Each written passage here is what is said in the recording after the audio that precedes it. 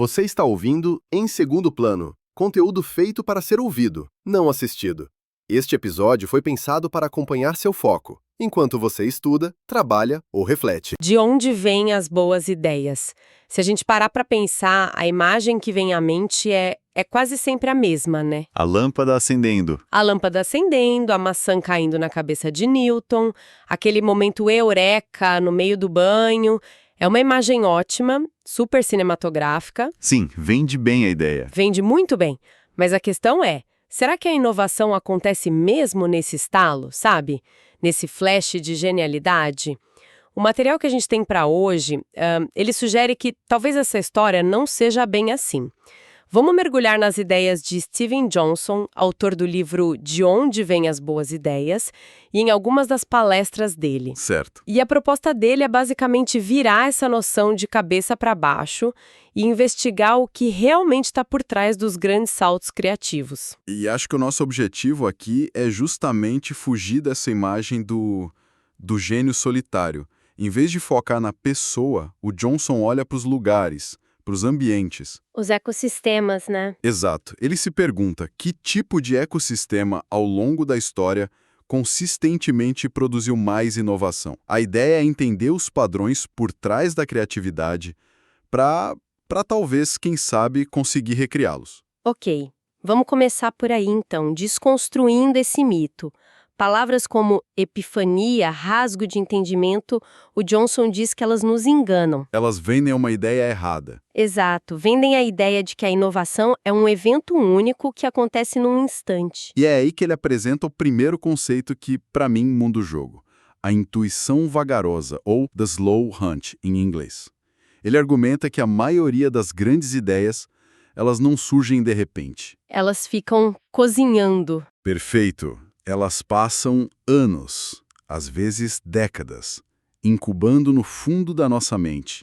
São como um pressentimento, uma peça de quebra-cabeça que a gente ainda não sabe onde encaixar. Fica ali, em estado latente, esperando outra peça para se conectar. Tem um exemplo clássico que ilustra isso perfeitamente, que é o do Charles Darwin. A história que ele mesmo contou na autobiografia é o roteiro perfeito do momento eureka. A história oficial, digamos assim. A história oficial. Ele diz que, em outubro de 1838, estava lendo um livro do economista Thomas Malthus e, de repente, a teoria da seleção natural simplesmente apareceu. Do nada. Completa. Ele escreveu: até que, enfim, eu tinha uma teoria com a qual trabalhar. Só que essa não é a história toda. Décadas depois, um pesquisador chamado Howard Gruber decidiu mergulhar nos cadernos de anotações do Darwin daquela época. E ele encontrou algo diferente. E o que ele encontrou foi incrível. O Darwin ele já tinha formulado a teoria completa da seleção natural meses antes daquele suposto momento de epifania. A ideia já estava toda lá, sabe? Espalhada por diferentes anotações. Peraí. Então ele já tinha a resposta, mas não sabia que tinha. Exatamente. O Gruber percebeu que o Darwin tinha a ideia, mas ainda não conseguia pensá-la por completo. Ela precisou de mais tempo para amadurecer, para se tornar nítida na própria mente dele. Entendi. O que ele teve lendo Malthus não foi a ideia em si, mas talvez o momento em que todas as peças finalmente se encaixaram de forma consciente. Isso prova que uma ideia não é um momento, é um processo, e um processo longo. Certo, a ideia do Darwin estava lá, mas invisível para ele mesmo por um tempo. Mas de onde vêm as peças que formam essas intuições lentas?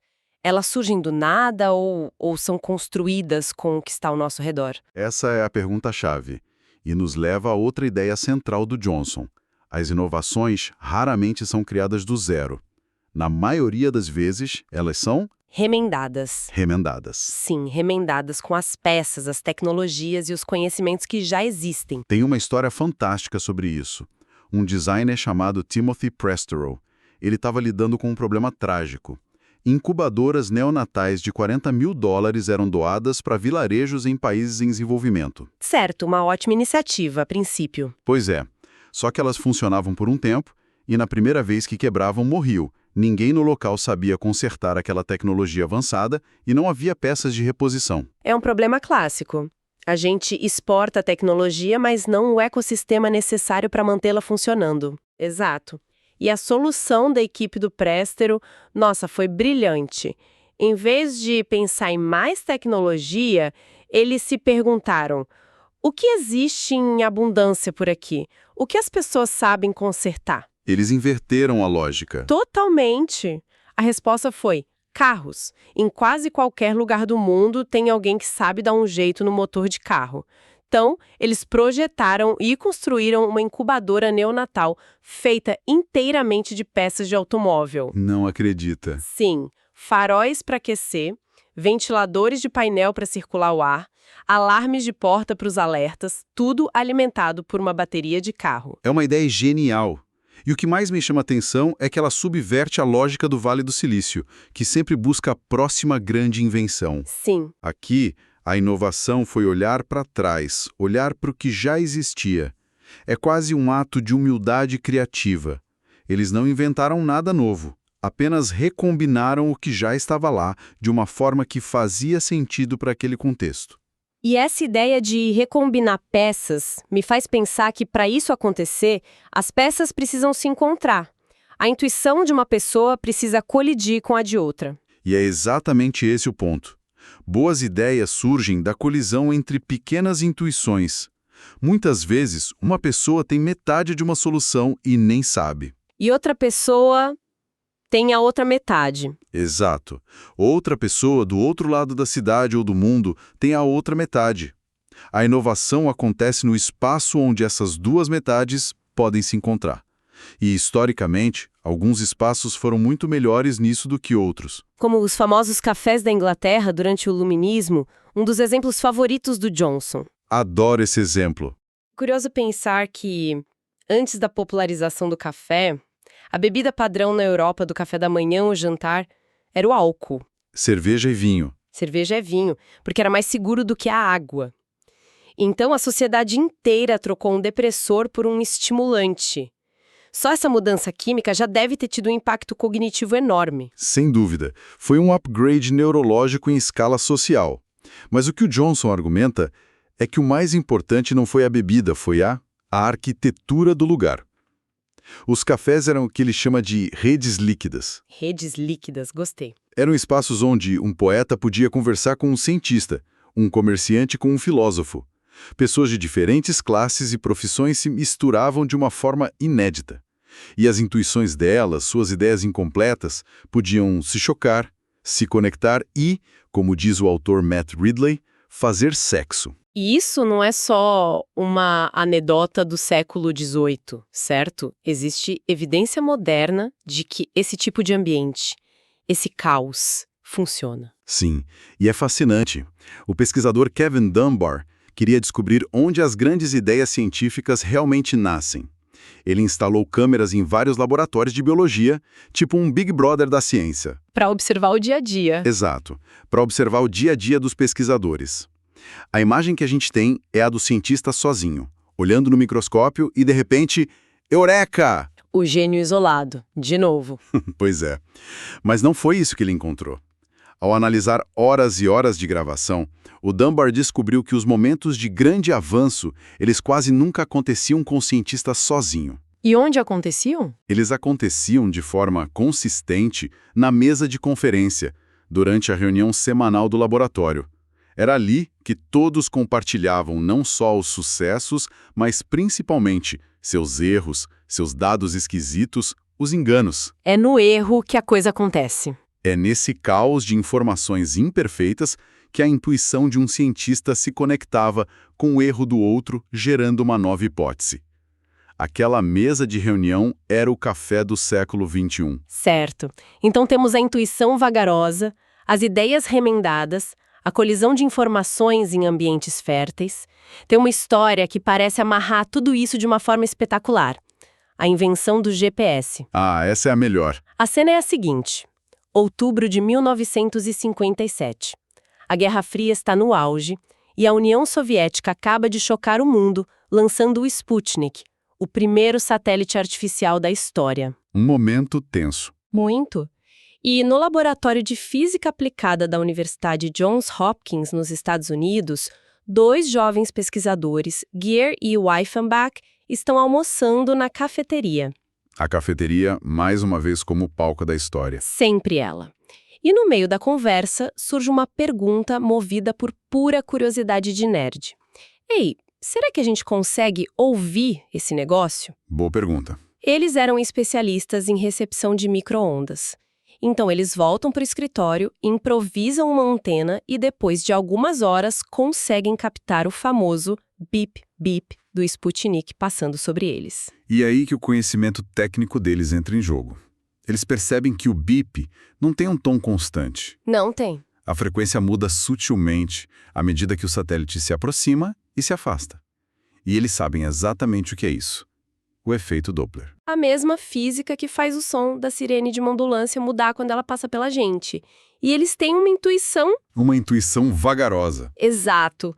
Se conseguissem medir essa variação com precisão, talvez pudessem calcular a trajetória exata do satélite. O que era uma brincadeira vira um projeto. Vira um projeto paralelo. Eles passam noites e fins de semana gravando o sinal, fazendo cálculos, chegam a usar o supercomputador do laboratório, o UNIVAC, e conseguem mapear a órbita inteira do Sputnik com uma precisão impressionante. Percebe como todos os elementos estão aqui? É a intuição vagarosa em ação, um projeto que começa sem objetivo claro, movido só pela curiosidade, é a colisão de uma ideia. O conhecimento deles sobre o efeito Doppler Isso.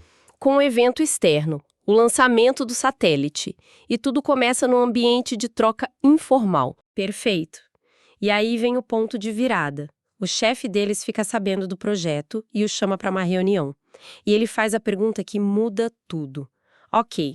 Vocês descobriram a localização de um objeto desconhecido, o satélite, a partir de um ponto conhecido, que é o laboratório. Certo. Dá para fazer o contrário? Descobrir uma localização desconhecida no solo a partir de um ponto conhecido no espaço. Essa é a virada de chave. E o chefe não estava sendo apenas filosófico, né? Havia um problema militar urgentíssimo na época. Qual era? Os Estados Unidos tinham acabado de desenvolver submarinos com mísseis nucleares. Mas, para que um míssil lançado do meio do Oceano Pacífico atingisse um alvo na União Soviética, era preciso saber a localização exata do submarino no momento do lançamento. E eles não sabiam. E a resposta dos dois jovens pesquisadores foi: sim, claro. Na verdade, seria até mais fácil. E foi assim que aquele projeto paralelo, nascido de uma conversa na cafeteria, se tornou a base para o sistema de navegação por satélite, que hoje conhecemos como GPS. E tem mais um detalhe crucial. Anos depois, o governo Reagan tomou a decisão de tornar essa tecnologia uma plataforma aberta, não secreta, para que qualquer um pudesse usá-la. Essa decisão foi fundamental. E é aí que a imprevisibilidade da inovação se revela de forma espetacular. O Gear e o Weifenbach achavam que estavam lutando a Guerra Fria. Eles estavam criando uma ferramenta para guiar mísseis nucleares ao seu alvo. E o que a invenção deles se tornou? Hoje, bilhões de pessoas usam essa mesma tecnologia militar de altíssima precisão para uma tarefa absolutamente mundana: encontrar o café mais próximo. É uma ironia fantástica, não acha? A tecnologia mais emblemática da Guerra Fria, pensada para o apocalipse, hoje serve para resolver o problema de onde tomar um cappuccino. É incrível. Isso diz tudo sobre como as grandes ideias, uma vez soltas no mundo, tomam rumos que seus criadores jamais poderiam imaginar. A frase do Johnson que resume isso é: a sorte favorece a mente conectada. Então, tentando amarrar tudo que a gente conversou, as lições de Steven Johnson parecem ser: primeiro, desconfie do momento eureka. Boas ideias são, na verdade, intuições lentas. Certo. Segundo, elas não nascem no vácuo. Elas são remendadas com o que já existe. E terceiro, e talvez o mais importante, elas precisam de ambientes onde possam colidir e se conectar. Exatamente. E a lição prática aqui é a importância de cultivar esses ambientes de forma intencional. Buscar ativamente perspectivas diferentes, compartilhar ideias pela metade, sem medo de que sejam imperfeitas. Perder o medo da ideia incompleta. Isso. É criar espaços para serendipidade, para essas descobertas felizes e inesperadas. O grande desafio do nosso tempo, com o trabalho remoto e as bolhas das redes sociais, é como projetar esses espaços de colisão de propósito. Essa é a grande questão. E isso nos deixa com uma pergunta final para pensar. Qual é o café do século XXI? Em um mundo que nos empurra para superespecialização e para filtros de informação, como podemos construir intencionalmente os nossos próprios espaços, sejam eles físicos ou virtuais? Onde a mágica acontece. Onde a mágica acontece, onde a gente recria aquela mistura caótica, imprevisível e fértil de ideias, onde intuições de mundos diferentes possam finalmente se encontrar e criar algo que ninguém esperava. Se este conteúdo conseguiu te acrescentar algo, ele cumpriu seu papel. Obrigado por ouvir. Até o próximo episódio.